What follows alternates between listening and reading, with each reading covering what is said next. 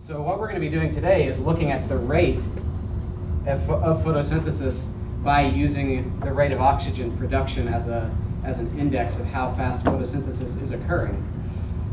Last week, you remember, we looked at the rate of photosynthesis in relation to the number of chloroplasts in a solution. And this time, we're going to be doing it based upon the amount of light that we expose the chloroplasts to.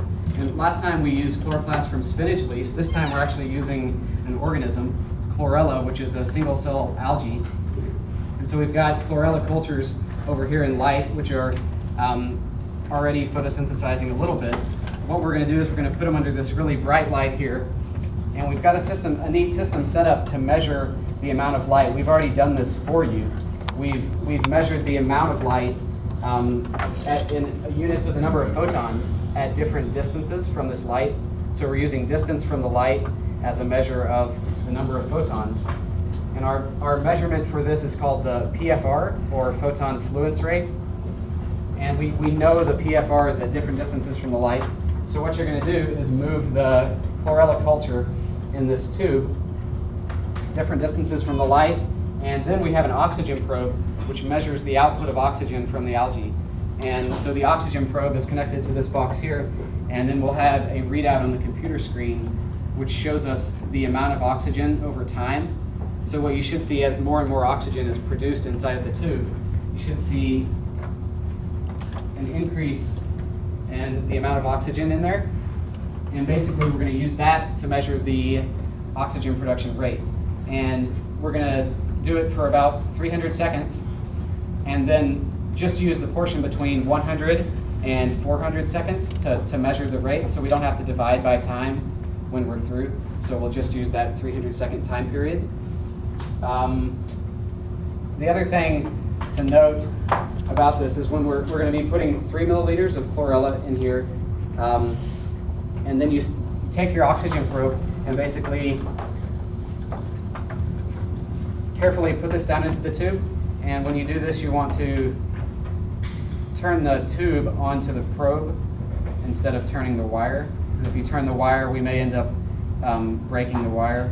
So we want to keep these in working order. And you can just do that by just turning the tube. And you don't need to get it too tight. So just get it so it's snug on there.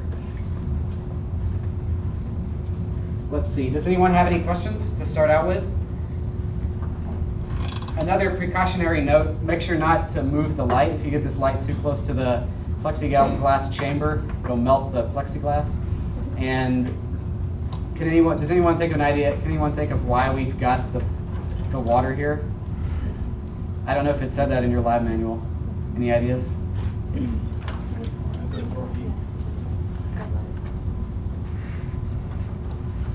Remember what we looked at last week?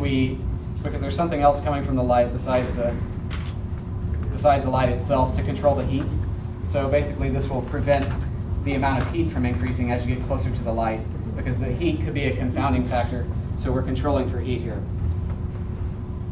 Now the instructions for operating this should be in your lab manual.